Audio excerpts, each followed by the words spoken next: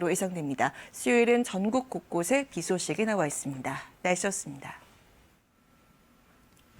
자유한국당을 뺀 여야 4당이 합의한 선거제도 개편안과 고위공직자 비리수사처 설치 법안에 대한 패스트트랙 지정 시도가 이틀째 무산됐습니다. 한국당은 오늘 광화문에서 두 번째 대규모 장외 집회를 개최합니다. 북러 정상회담에 대한 트럼프 대통령의 첫 반응이 나왔습니다.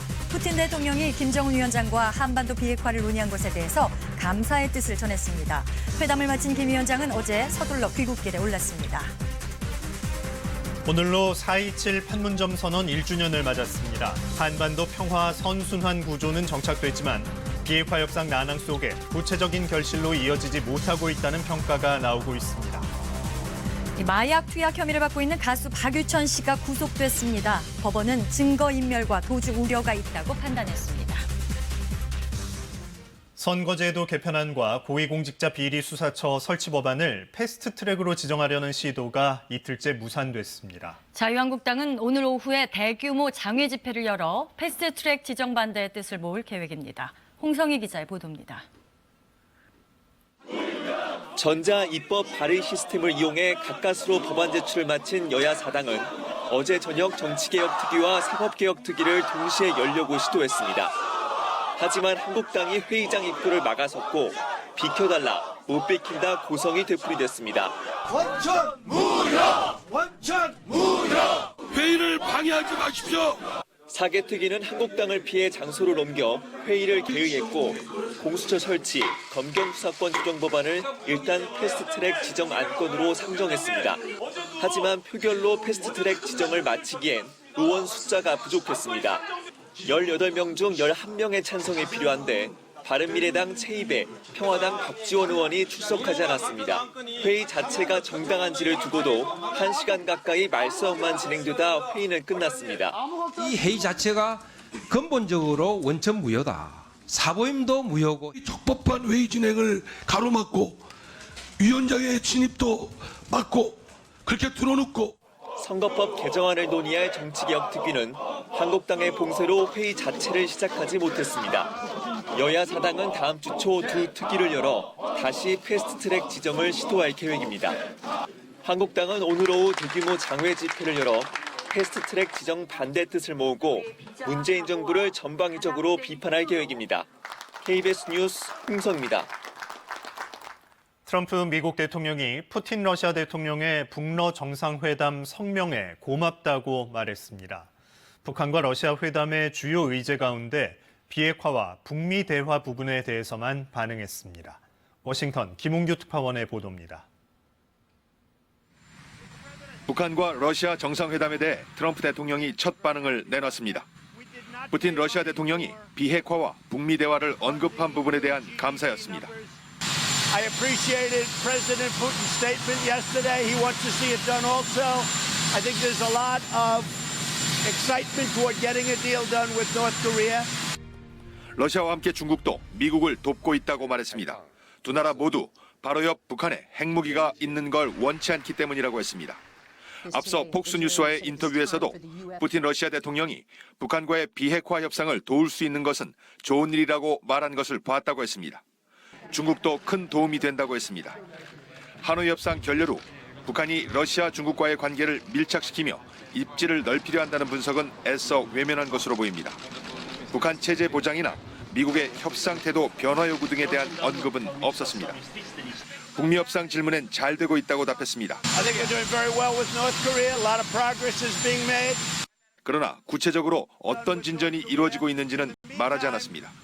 트럼프 대통령은 이 자리에서 북한에 억류됐다 석방된 후 숨진 오토 원비어의 당시 석방 대가로 북한의 몸값을 지불하지 않았다고 밝혔습니다.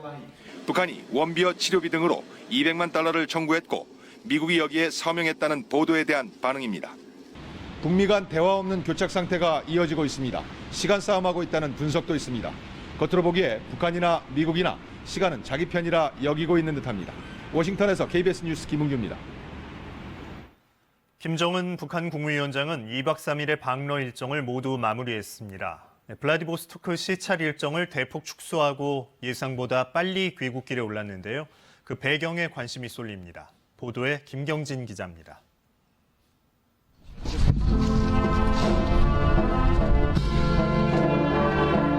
러시아 군악대가 연주하는 아리랑 음악과 함께 김정은 국무위원장이 작별 인사를 나눕니다.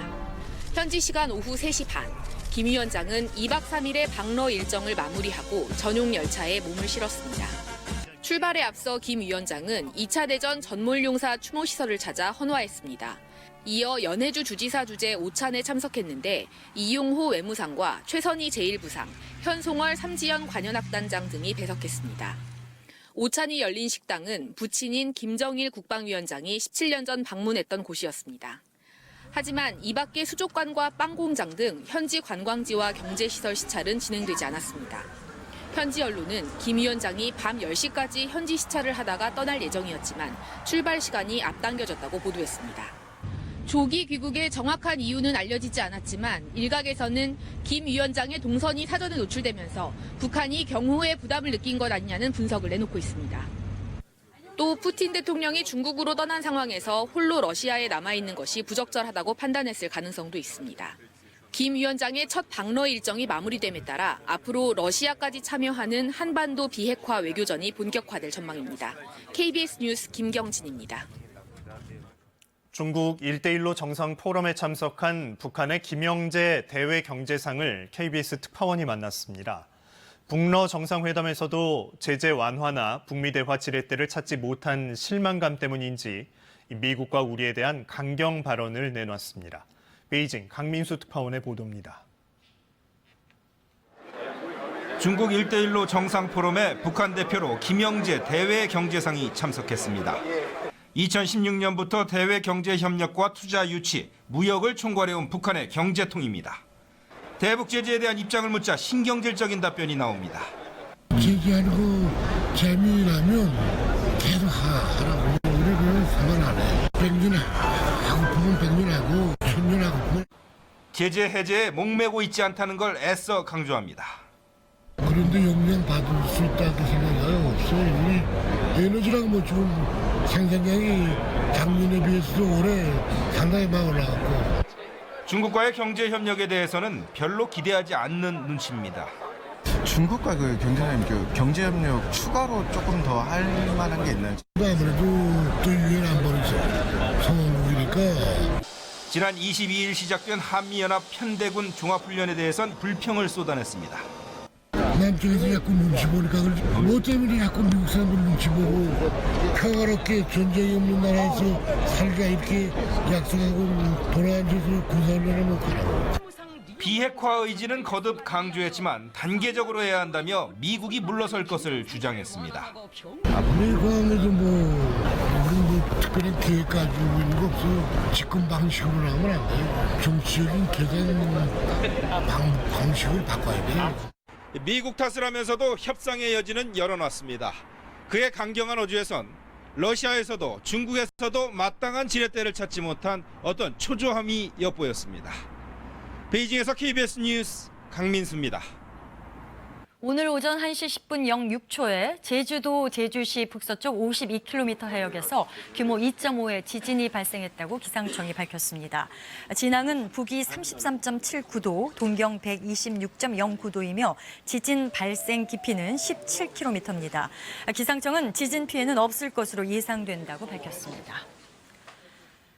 밤사이 일어난 사건 사고입니다. 서울의 한 원룸 건물에서 불이 나 주민 일부가 연기를 마셔 병원 치료를 받았습니다. 또 전주의 한 병원에서도 불이 나 환자 50명이 대피했습니다. 오대성 기자입니다. 건물의 한 창문으로 흰 연기가 뿜어져 나옵니다. 어젯밤 10시쯤 서울 관악구에 있는 한 원룸 건물에서 불이 났습니다. 이 불로 주민 3명이 연기를 마셔 치료를 받았고 다른 주민 10여 명도 긴급 대피했습니다. 소방당국은 한 원룸 부엌에서 불이 시작된 걸로 보고 합동감식을 통해 원인을 조사할 예정입니다. 소방대원들이 불길을 잡기 위해 연신물을 뿌립니다. 어젯밤 11시쯤 경남 함양군의 한 마트에서 불이 났습니다. 이 불로 다친 사람은 없었지만 마트 전체가 불에 타 소방서 추산 9천여만 원의 재산 피해가 났습니다. 소방당국은 사무실에서 연기가 났다는 목격자 진술을 토대로 화재 원인을 조사 중입니다. 오늘 새벽 0시쯤엔 전북 전주의 한 병원에서 불이 나 환자 50명이 대피했습니다. 소방당국은 병원 영상 판독실의 한 전기 멀티탭에서 불이 시작된 걸로 보고 화재 원인을 조사하고 있습니다. 어젯밤 10시쯤엔 경부고속도로 서울 방면 판교분기점 부근에서 이중 추돌 사고가 났습니다. 사고는 80대 트럭 운전사가 앞서가던 승용차를 추돌한 뒤 밀린 승용차가 승합차를 추돌하며 났습니다. 사고로 80대 운전자가 숨졌는데 고속도로 순찰 때는 운전자가 전방 주시를 제대로 하지 못한 걸로 보고 사고 원인을 조사 중입니다. KBS 뉴스 오대성입니다.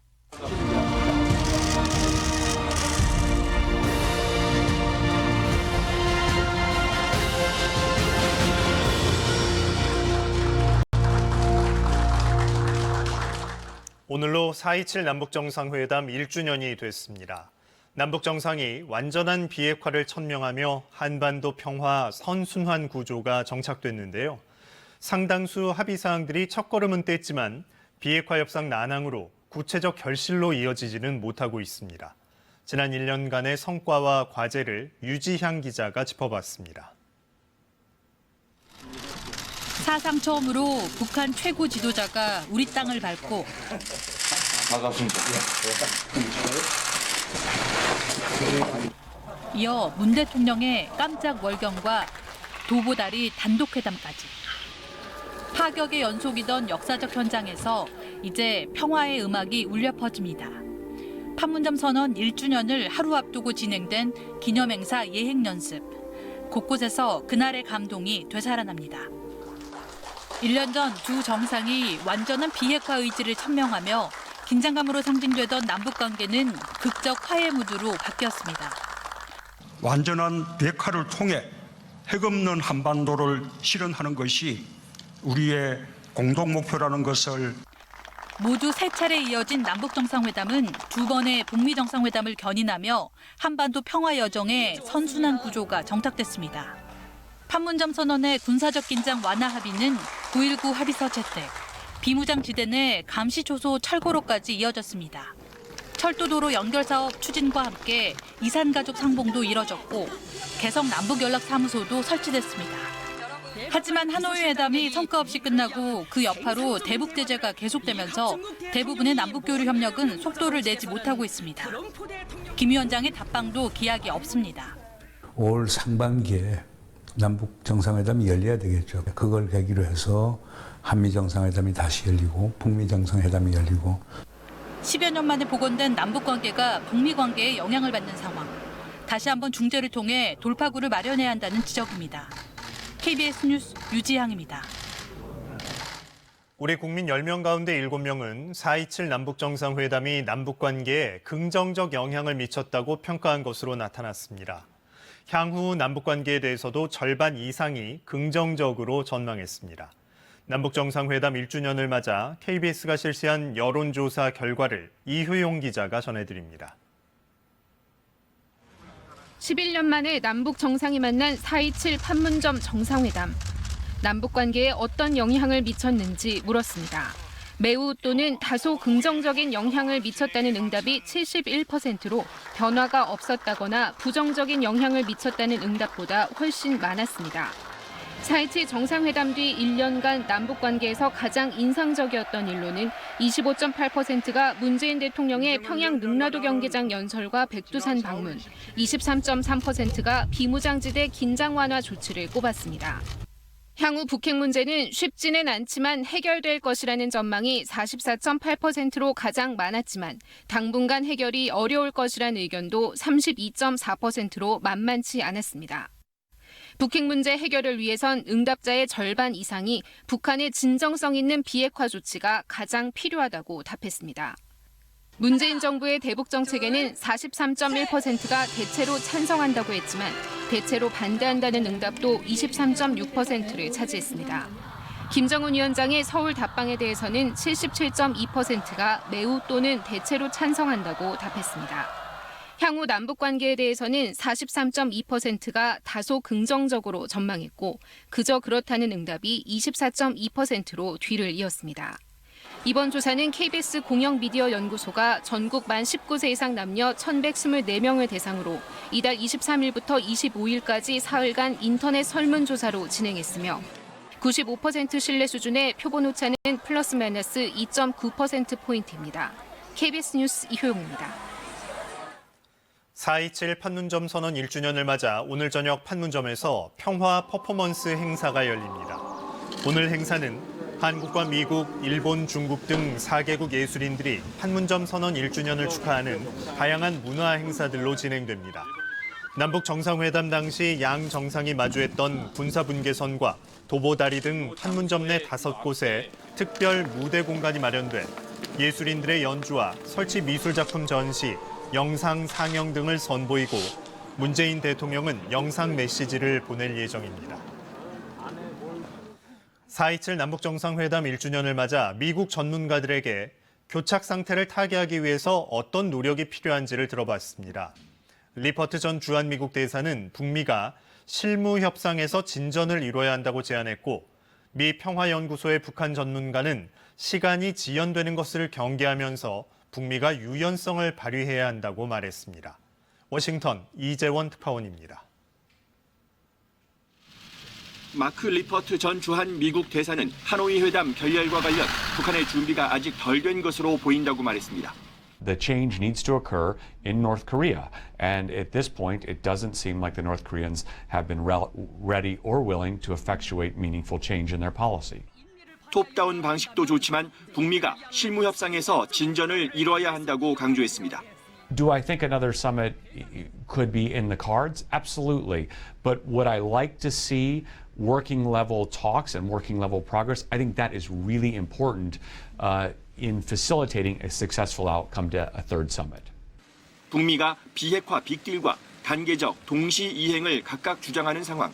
프랭크 미국 평화연구소 북한 선임 전문가는 북미 양측의 유연성을 촉구했습니다. And until we bridge that gap, it's hard to see more progress. I think both sides need to show greater flexibility in terms of their position. 서면 빅딜 합의 후 단계적 이행을 하나의 방안으로 제시했습니다. One possibility may be to have the two sides agree to a big comprehensive deal on paper, but then have the implementation process be step by step and more incremental so that North Korea feels like it can build trust along the way. 리퍼트 전 대사, 프랭크 전문가 둘 모두 시간이 지체되는 것을 경계했습니다. The North Korean program is growing still. They haven't stopped production. So the longer this goes, the bigger the program. And that's a problem, right, for the world. So we have to recognize that both sides are running out of time. For President Trump, he will start the re-election process next year. So his attention may shift away from other issues like foreign policy. 프랭크 전문가는 북러 정상회담 이후에도 러시아가 제재 해제와 관련해 북한에 도움을 줄 여지는 많지 않을 것으로 분석했습니다. 워싱턴에서 KBS 뉴스 이재원입니다. 마약 투약 혐의를 받고 있는 가수 박유천 씨가 어젯밤에 구속됐습니다. 법원은 증거인멸과 도주의 우려가 있다고 판단했습니다. 오현태 기자의 보도입니다. 수원지방법원은 어제 박유천 씨의 구속영장을 발부했습니다. 영장 전담 판사는 증거인멸의 우려와 도주의 우려가 있어서 구속 사유가 인정된다며 영장을 발부했습니다. 구속영장 심사 이후 수원 남부경찰서 유치장에 대기하고 있던 박 씨는 유치장에 그대로 수감됐습니다. 마약 검사에서 필로폰 양성 반응이 나온 박 씨는 구속영장 심사에서 혐의를 부인했습니다. 필로폰이 왜 몸에서 검출됐는지 알 수 없지만 일부러 투약하지 않았다는 주장인데 법원은 이 주장을 받아들이지 않았습니다. 필로폰을 구매하는 정황과 황하나 씨와 만난 정황 등 경찰이 낸 증거에 더 설득력이 있다고 판단했습니다. 박 씨가 최근에 제모와 염색을 한 점 등도 법원이 증거인멸 우려를 인정하는 데 영향을 준 것으로 보입니다. 또 아직 잡히지 않은 마약 판매상 검거와 박 씨의 추가 투약 여부를 수사하기 위해서도 구속이 필요하다고 판단한 걸로 보입니다. 박 씨의 신병을 확보한 경찰은 다음 달 초까지 보강 수사를 한 뒤 검찰에 넘길 예정입니다. 앞서 별개의 마약 혐의로 구속돼 검찰에 넘겨진 황하나 씨는 어제 기소됐습니다. KBS 뉴스 오현태입니다. 김학의 사건의 핵심 인물인 건설업자 윤중천 씨가 이른바 별장 동영상에 대해서 입을 열기 시작했습니다. 동영상 속 남성이 김 전 차관이라고 검찰에서 진술하는가 하면 한 언론과의 인터뷰에서는 김 전 차관에게 돈 봉투를 건넸다고 말하기도 했는데요. 윤 씨 진술의 핵심은 공소시효가 지났거나 죄가 안 된다는 취지인 것으로 추측됩니다. 방준원 기자입니다. 건설업자 윤중천 씨가 수사기관에서 별장 동영상의 남성이 김학의 전 차관이라고 인정한 건 이번이 처음입니다. 2013년 검경조사에서는 비슷해 보인다는 애매한 말로 명확한 진술을 피했습니다. 이뿐 아니라 피해 여성 A씨의 집에서 촬영된 성폭력 의혹 사진에 나오는 사람도 김 전 차관이라고 검찰에 밝혔습니다. 영상과 사진 모두 자신이 찍었다고 인정했습니다. 김 전 차관의 성폭력 의혹을 밝힐 수 있는 첫 진술입니다. 김 전 차관 성범죄 관련해서 진술하신 게 있으신가요? 윤 씨는 김 전 차관에게 뇌물을 줬다는 의혹에 대해서도 입을 열었습니다. 채널A와의 인터뷰에서 2008년 이전 200만 원을 건넸다고 밝혔습니다. 검사장 진급 과정에서 쓰라고 줬다는 겁니다. 김 전 차관과 골프와 식사 정도 했고 준 돈도 많지 않다고 주장했습니다. 윤 씨의 검찰 진술과 인터뷰 내용을 종합해보면 도덕적으로는 비난받을 수 있지만 죄는 안 된다는 취지입니다. 검찰이 강하게 압박해오자 적극적으로 방어에 나선 것으로 해석됩니다. 이와 관련 검찰은 윤 씨가 김 전 차관과 만난 일정이 적힌 수첩과 윤 씨의 각종 금전 거래 등이 적힌 자료를 확보해 조사를 벌이고 있습니다. 윤 씨의 금전 거래 내역에서 김 전 차관과 돈을 주고받은 흔적을 찾고 있는 것으로 알려졌습니다. 성폭력과 뇌물 의혹에 대해 진전된 진술을 확보한 검찰은 조만간 김 전 차관을 소환할 계획입니다. KBS 뉴스 방준원입니다. 이 동영상이 2013년 초 경찰 고위 간부에게 넘어갔다는 진술이 나왔다고 KBS가 보도한 바 있는데요. 당시 경찰 간부였던 이철규 의원이 한 매체와의 인터뷰에서 영상을 받았다고 인정했습니다. 이 사실이 지금 중요한 이유는 이 시기에 영상이 떠돌아다녔다면 청와대도 이를 알았을 거라는 추정이 가능하기 때문입니다. 한우리 기자입니다. 이철규 의원이 한 매체를 통해 이른바 김학의 별장 동영상을 입수했었다고 밝혔습니다. 시사저널은 이 의원이 2013년 1월 7일 기자에게 동영상을 보여줬다고 뒤늦게 전했습니다. 또 이 의원도 최근 피해 여성 A씨가 가지고 있던 영상을 받았다는 걸 인정했다고 보도했습니다. 앞서 KBS가 보도한 2013년 1월 이 의원에게 USB에 영상 파일을 담아 줬다는 피해 여성 A씨의 진술이 재확인된 것입니다. 동영상이 이 의원에게 전달됐다는 2013년 1월 이후 정치권이나 검찰에서도 동영상을 봤다는 인물이 등장했습니다. 경찰 첩보 활동도 이때쯤 시작됐고 검찰까지 움직였습니다. 당시 경찰 수사팀 관계자는 1월에서 2월 사이에 동영상 첩보를 들었다. 같은 시기 대검찰청 범정에서도 보고를 했다고 들었다고 말했습니다. 실제로 3월 초 경찰청 범죄정보 담당자는 동영상 CD를 받기 위해 별장 주인 윤중천 씨 고소 사건이 진행 중인 서울 서초경찰서를 찾아가는 등 동영상 존재를 확신하고 있었습니다. 검찰 김학의 수사단도 이 부분을 주목하고 있습니다. 이렇게 드러나기 시작한 별장 동영상의 존재를 청와대도 진작부터 파악하고 있었을 가능성이 있기 때문입니다. 이를 알고도 차관 임명을 강행하고 경찰 수사에 외압을 행사했다면 청와대 관계자들의 직권남용 혐의 등이 인정될 수 있습니다. 다만 이철규 의원은 KBS와의 통화에서는 여전히 동영상을 입수한 적도 없고 다른 사람에게 전달한 일도 없다고 부인했습니다. KBS 뉴스 한울입니다. 오늘도 아침 기온이 뚝 떨어져 쌀쌀합니다. 대관령의 아침 최저기온은 영하 1도까지 내려갔고 내륙을 중심으로 설해가 생기고 물이 어는 곳도 있겠습니다. 하지만 한낮은 기온이 크게 오르겠습니다. 서울의 한낮 기온 18도로 일교차가 크게 벌어지겠고요. 오늘은 전국이 대체로 맑은 날씨 보이겠습니다. 내일은 차차 흐려지면서 오후에는 제주도에 밤에는 남해안에 비 소식이 나와 있습니다. 주말 동안 미세먼지 농도는 좋음에서 보통 수준이 되겠습니다. 날씨였습니다. 미국 경제가 올해 1분기에 전문가 예상치를 웃도는 3%대 성장세를 기록했습니다. 무역 수지가 크게 개선됐기 때문에 거둔 성과라는 분석입니다. 김철우 특파원입니다. 미국 상무부가 1분기 국내 총생산 증가율이 3.2%로 집계됐다고 발표했습니다. 2015년 이후 4년 만에 가장 높은 1분기 성장률을 기록했습니다. 지난해 말부터 올 초까지 이어진 연방정부 일시 업무 정지 등의 영향으로 1분기 성장률이 1%대에 그칠 것이라는 비관론이 확산됐던 것을 감안하면 깜짝 성장이란 평가가 나옵니다. 트럼프 대통령은 환영의 뜻을 밝혔습니다. We have great growth and also very, very low inflation. Our economy is doing great, number one in the world. 미국의 분기별 경제 성장률은 지난해 2분기 4%대로 정점을 찍었지만 3, 4분기 하락했습니다. 세계 경기 둔화 우려 속에서 미국 경제가 지난해 말 바닥을 찍고 반등하는 흐름을 보이면서 글로벌 경기 침체 공포가 다소 진정될 것이란 관측이 나왔습니다. 미 경제지 월스트리트 저널은 미국 경제가 많은 역풍에도 1분기에 큰 폭으로 성장하면서 10년째 이어지는 경기 확장세가 이어질 것으로 전망했습니다. 새해 들어 미국의 무역 수지 등이 크게 개선된 것이 긍정적 영향을 미쳤다는 분석이 나옵니다. 이런 상황에서 미 연준이 다음 주 기준금리를 결정하는 회의를 엽니다. 전문가들은 연준이 당장 금리에 대해 어떤 조치를 취하지는 않겠지만 위원들 사이에서 금리 인상 논의가 다시 가열될 가능성도 있다고 전망했습니다. 트럼프 대통령에 이어 커들러 백악관 국가경제위원장이 인플레이션이 낮다고 강조하는 것도 연준의 내부 분위기가 바뀌는 것을 차단하기 위한 언급으로 해석됩니다. 뉴욕에서 KBS 뉴스 김천우입니다. 홍역이 미국 전역에서 다시 확산하고 있어 보건당국에 비상이 걸렸습니다. 로스앤젤레스 대학 두 곳에선 홍역 발병 우려가 있는 학생과 교직원 등 수백 명이 자택에 격리됐습니다. 최동혁 특파원입니다.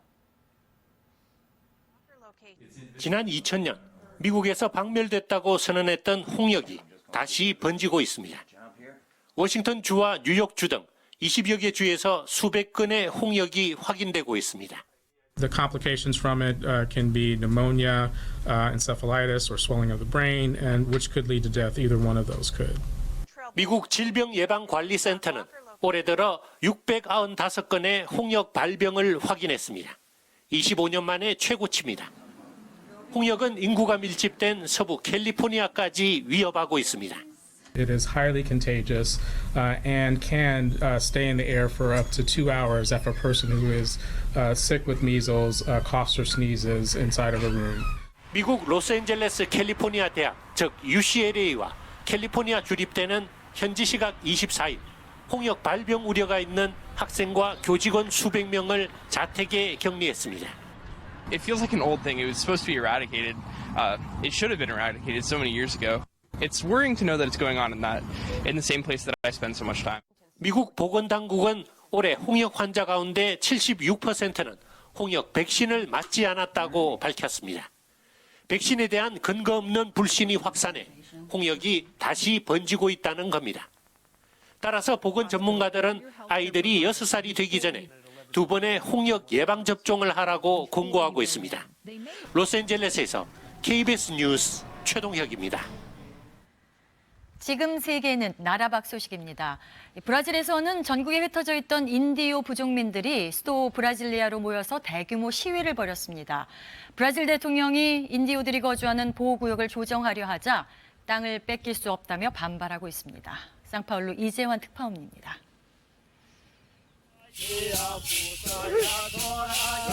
인디오 원주민들, 전통 장식을 하고 브라질 정부 청사 앞에서 항의 시위를 벌입니다.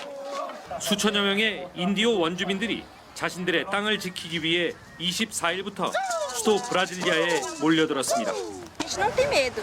O nosso lema é assim: povo unido jamais será vencidos, né? E hoje nós estamos aqui para concretizar esse momento. 보소나루 대통령은 올 초 인디오 보호구역 관리를 현 인디오 보호관청에서 농업부로 이관해 경계를 조정하겠다는 뜻을 밝혔습니다. 광물 자원과 농업 개발을 위해서입니다. 보소나루 대통령은 인디오들의 반발에 보호구역 해제는 없을 것이라고 약속했지만 인디오들은 믿을 수 없다는 반응입니다. Olha, a principal luta dos povos indígenas no Brasil é a garantia do direito territorial. Essa é a bandeira maior, é a garantia da terra. 보소나루 대통령은 대선 전 인디오를 동물원 우리에 갇힌 동물에 비유하며 1cm의 땅도 더 주지 않겠다는 말을 해 논란이 일기도 했습니다. 브라질 인디오는 300여 개 부족에 90만 명으로 추정되며 아마존 등 국토의 13% 면적에 살고 있습니다. 상파울루에서 KBS 뉴스 이재환입니다. 스리랑카에서 부활절인 지난 21일 폭탄 테러 공격을 받았던 성당 내부가 언론에 공개됐습니다. 바닥에는 대형 선풍기를 비롯한 당시 폭발로 인한 잔해들이 널려 있고 기둥은 곳곳이 부서졌습니다. 또 앞쪽에서는 미사에 참석했던 사람들의 것으로 보이는 모자와 안경, 장갑 등이 그대로 있습니다. 경찰은 이번 테러와 연관된 것으로 보이는 50여 명을 체포해서 조사 중입니다. 영국 왕위 서열 2위인 윌리엄 왕자가 지난달 백인 우월주의자의 총격으로 50명이 숨진 뉴질랜드의 이슬람 사원을 찾았습니다. 윌리엄 왕자는 사원에서 당시 총격에서 살아남은 사람들과 저신다 아던 총리 등 100여 명 앞에서 연설을 했는데 증오를 퍼뜨리려는 백인 우월주의자의 시도는 결코 성공하지 못했다고 밝혔습니다. 윌리엄 왕자는 이어서 크라이스트 처치 병원을 찾아 부상자들을 위로했습니다. 아프리카 모잠비크의 북부 해안에 대형 사이클론 케네스가 상륙해 비상이 걸렸습니다. 북부 도시인 펜바에 시간당 최대 풍속 220km의 강풍을 동반하고 상륙한 케네스는 매우 느린 속도로 이동하면서 많은 비를 뿌릴 것으로 예측됐습니다. 모잠비크는 지난 3월에도 사이클론 이다이로 큰 피해를 입었는데 이번 케네스의 상륙으로 68만 명 이상이 위험에 처했다고 정부 관계자는 밝혔습니다. 지금 세계는이었습니다. 일부 지자체가 주택 공시가격을 잘못 매겼다며 이 오류 400여 건을 수정하라고 국토부가 발표했었는데요. KBS의 취재 결과 오류 건수가 발표보다 더 많은 것으로 확인됐습니다. 상당수는 강남의 고가 주택이었습니다. 보도에 이슬기 기자입니다. 이달 초 국토교통부는 지자체가 내놓은 개별주택 공시가격이 제대로 산정된 건지 조사했습니다. 정부가 값을 매긴 표준주택과 지자체가 값을 매긴 주택의 가격 변동 차이가 큰 서울 8개 지역이 대상이었습니다. 서울 시내 8개 자치구에서 456건의 오류로 추정되는 사안들을 발견하게 되었습니다. 그런데 발표 이후 확인 검증 과정에서 훨씬 더 많은 오류 사례가 추가로 발견됐습니다. KBS가 파악한 자치구별 오류 건수를 보면 강남 300여 건, 성동 76건, 마포 51건, 중구 34건으로 나타났습니다. 특히 서초와 송파에서도 각각 19건과 11건의 가격 오류가 있는 게 새롭게 확인됐습니다. 알려진 것만 모두 취합해도 530여 건, 국토부가 발표한 456건보다 80건 이상 많습니다. 절반 이상이 강남 3구 주택입니다. 국토부는 또 종로구의 공시가격 차이가 크다며 조사 대상에 포함했지만 확인 결과 오류가 나오지 않았습니다. 오류 유형들이 다른 구에서도 있을 수 있기 때문에 재검토를 좀 하라고 저희가 요구를 드린 거죠.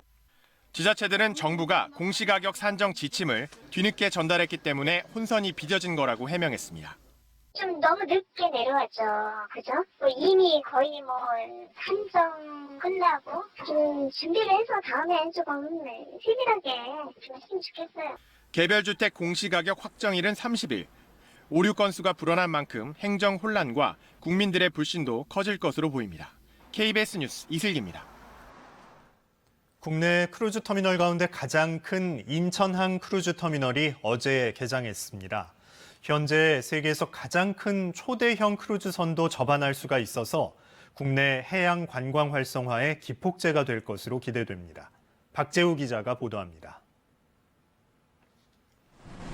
11만 톤급 대형 크루즈선이 인천항에 정박했습니다.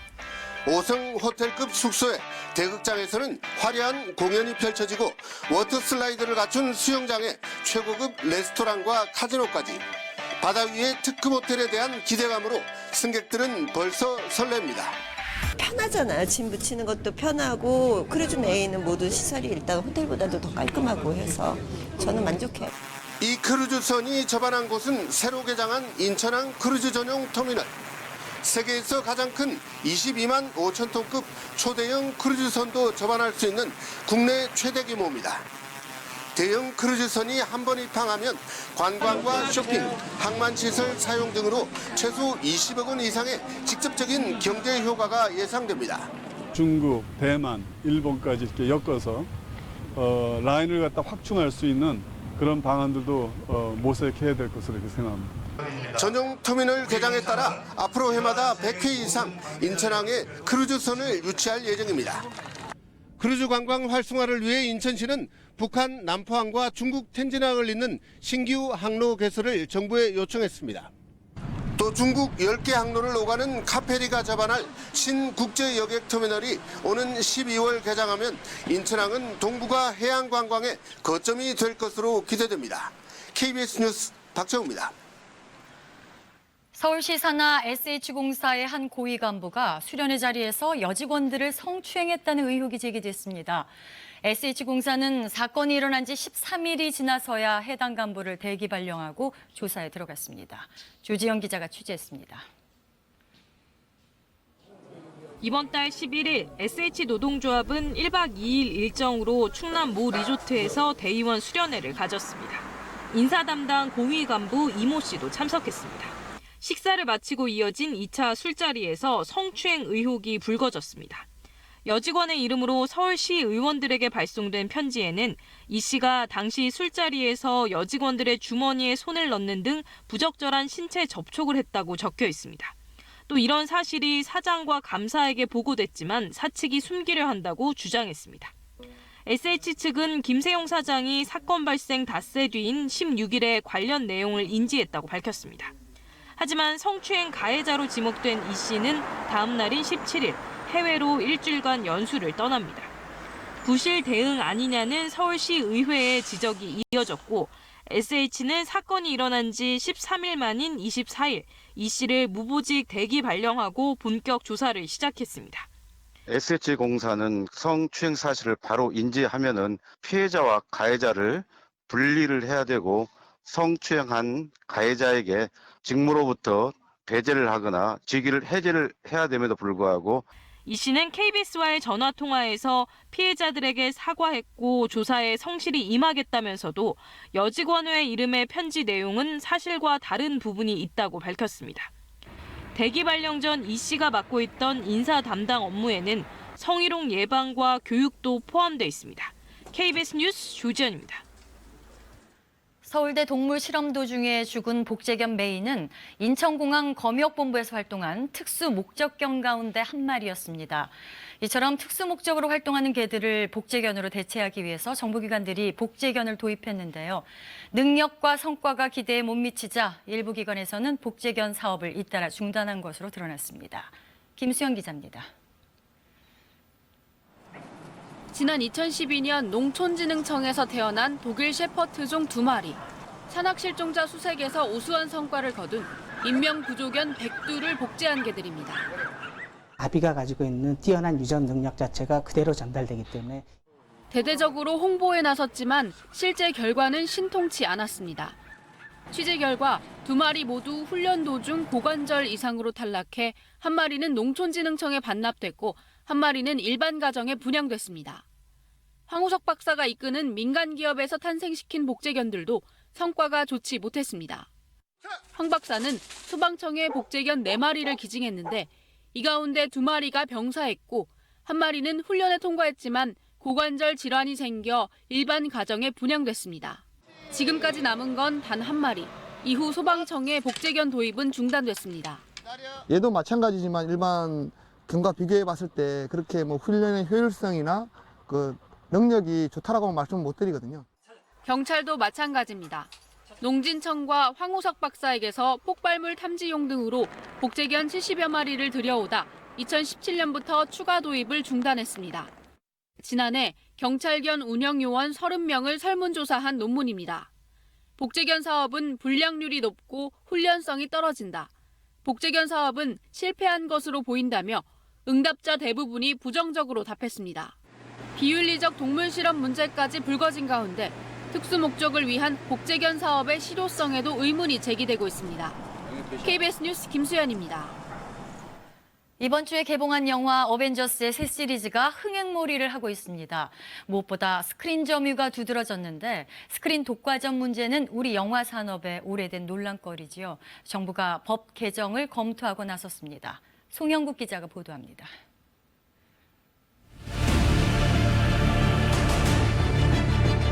어벤져스 엔드게임이 개봉 이틀 만에 관객 220만 명을 돌파하며 흥행 신기록을 세웠습니다. 스크린 점유도 두드러졌습니다. 상영 횟수 기준으로 전국 상영관의 약 80%를 차지합니다. 다양한 영화를 좀 보고 싶은데 선택할 수 있는 기회가 좀 많이 없는 것 같아요. 관객들의 기대도 크지만 스크린 독과점이 흥행을 부추기는 측면도 분명합니다. 반복되는 논란에 정부가 법 개정을 검토 중입니다. 다양하고 좋은 영화들이 많이 만들어지려고 그러면은 역시 스크린에 있어서 다양한 영화들이 들어갈 수 있도록 우리가 고려해주는 정책이 필요하다. 그런 의미에서 스크린 상한제 문제는 굉장히 필요하다라고 저희들은 판단을 하고 있습니다. 국내 대형 멀티플렉스 3사의 매출 비중은 전체 극장의 97%에 이릅니다. 스크린 편성을 대기업 극장의 판단에만 맡겨서는 안 된다는 의견이 설득력을 얻습니다. 실제로 유통산업발전법에서는 대형마트들이 출점하기 위해서는 지역 협력 계획서를 제출하도록 하고 있습니다. 이런 비슷한 아이디어를 프랑스 영화계에서도 시행하고 있습니다. 관객이 외면하는 영화를 강제로 상영할 수는 없지 않느냐는 반론도 만만치 않습니다. 다양성 영화를 많이 튼다고 하더라도 객석이 텅텅 비는 경우가 많습니다. 충분한 논의와 테스트를 좀 거쳤으면 하는 바람이 있습니다. 영화계 안팎에선 지역 도서관이나 문화센터 등이 저예산 독립영화를 상영해 지원하는 식의 다양한 대안을 내놓고 있습니다. KBS 뉴스 송영국입니다. 주말인 오늘 아침 교통 상황 살펴보겠습니다. 한국도로공사입니다. 이미 주요 고속도로에선 나들이 정체가 시작됐습니다. 오전 11시 때가 가장 막히겠는데요. 이때 15번 서해안고속도로는 서서울 요금소에서 목포까지 최대 5시간 10분 전망됩니다. 서평택이나 서산 부근 통과하기가 버겁겠습니다. 지금 상황은 어떨까요? 금천을 시작으로 목포 방향은 순산이나 비봉에서 각각 브레이크를 밟고요. 서해대교에선 무려 8km 구간이나 답답해졌습니다. 50번 영동선은 초입을 시작으로 동군포와 용인 주변에서 각각 강릉 쪽으로 브레이크를 밟고요. 52번 고속도로도 원주 방향 정체가 시작됐습니다. 초입 구간에서 짧게만 밀리는데 가시거리가 상당히 좁아 주의가 필요합니다. 1번 경부고속도로 부산 쪽도 경기 남부권 곳곳에서 밀리는데 죽전과 오산 부근이 불편해졌고요. 100번 서울 외곽순환고속도로는 토평부터 판교 쪽으로 4km 구간 밀립니다. 네, 지금까지 한국도로공사 교통방송이었습니다.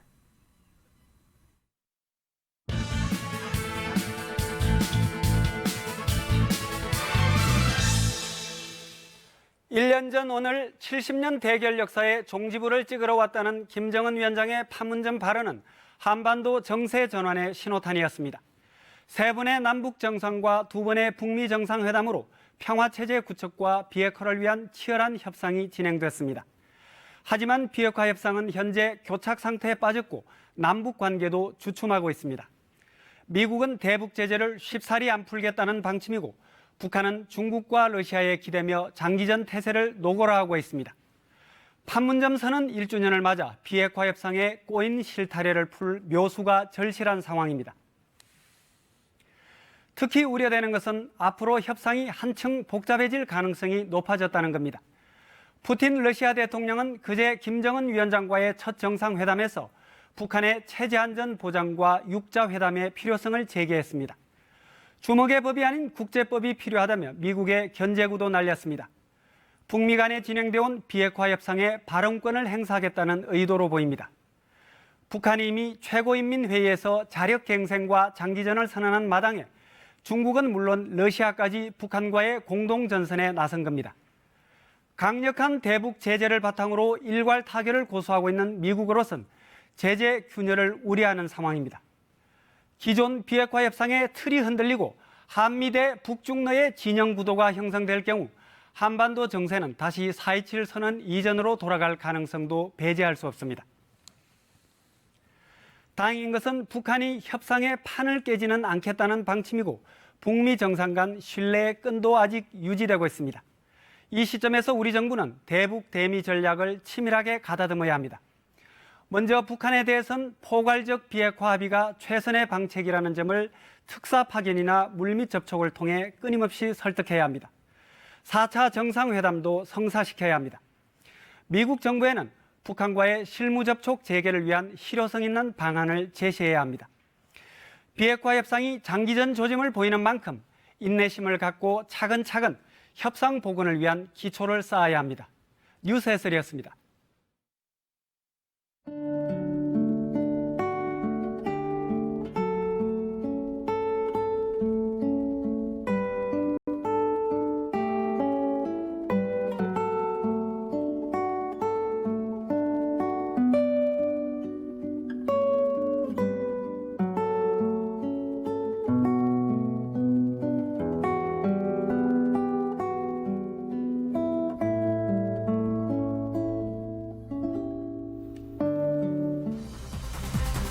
자유한국당을 뺀 여야 4당이 합의한 선거제도 개편안과 고위공직자 비리수사처 설치 법안에 대한 패스트트랙 지정 시도가 이틀째 무산됐습니다. 한국당은 오늘 광화문에서 두 번째 대규모 장외 집회를 개최합니다. 북러 정상회담에 대한 트럼프 대통령의 첫 반응이 나왔습니다. 푸틴 대통령이 김정은 위원장과 한반도 비핵화를 논의한 것에 대해서 감사의 뜻을 전했습니다. 회담을 마친 김 위원장은 어제 서둘러 귀국길에 올랐습니다. 오늘로 4.27 판문점 선언 1주년을 맞았습니다. 한반도 평화 선순환 구조는 정착됐지만 비핵화 협상 난항 속에 구체적인 결실로 이어지지 못하고 있다는 평가가 나오고 있습니다. 마약 투약 혐의를 받고 있는 가수 박유천 씨가 구속됐습니다. 법원은 증거인멸과 도주의 우려가 있다고 판단했습니다. 차가운 북서풍이 밀려 내려오면서 오늘도 아침 기온이 아주 크게 떨어졌습니다. 쌀쌀한 만큼 옷차림에 유의를 하셔야겠는데요. 대관령의 아침 최저 기온이 영하 1도까지 떨어졌고 파주 0.3도, 봉화 0.5도로 출발하고 있습니다. 내륙을 중심으로 늦서리가 생기거나 물이 어는 곳도 있습니다. 농작물 피해 없도록 주의를 하셔야겠습니다. 하지만 낮에는 기온이 크게 오르겠는데요. 서울의 아침 기온은 4.1도로 출발하고 있지만 한낮 기온은 18도까지 올라 오늘 일교차가 크게 벌어지겠습니다. 고기압의 영향으로 오늘 전국이 쾌청한 날씨를 보일 텐데요. 일요일인 내일은 구름 많은 날씨 속에 차차 흐려지면서 오후에는 제주도에, 밤에는 남해안의 비가 시작되겠습니다. 다른 지역들도 산발적으로 빗방울이 떨어질 수 있겠습니다. 오늘 대기 확산이 원활해서 전국의 미세먼지 농도는 좋음 수준 되겠고요. 복사 냉각에 의해 안개가 무척 짙게 끼어 있습니다. 교통안전에 유의하셔야겠습니다. 현재 기온은 춘천이 2.9도, 청주 6도, 대전 5.8도, 대구 7도 등으로 10도를 밑돌아 쌀쌀합니다. 하지만 한낮 기온은 크게 오르겠는데요. 춘천과 광주 20도, 대전 19도, 서울과 대구 18도, 부산은 17도까지 올라 20도 가까이 기온이 크게 오르는 곳이 많겠습니다. 바다의 물결은 동해상과 남해상, 제주해상을 중심으로 최고 3, 4m로 높게 일겠고 동해안은 너울성 파도를 주의하셔야겠습니다. 내일 오후부터 밤사이 제주와 남해안에서 시작된 비는 월요일 충청과 남부 지역까지 확대되겠고요. 수요일은 전국 곳곳에 또다시 한 차례 비 소식이 나와 있습니다. 날씨였습니다. 토요일 뉴스광장이었습니다. 시청해주신 여러분 고맙습니다.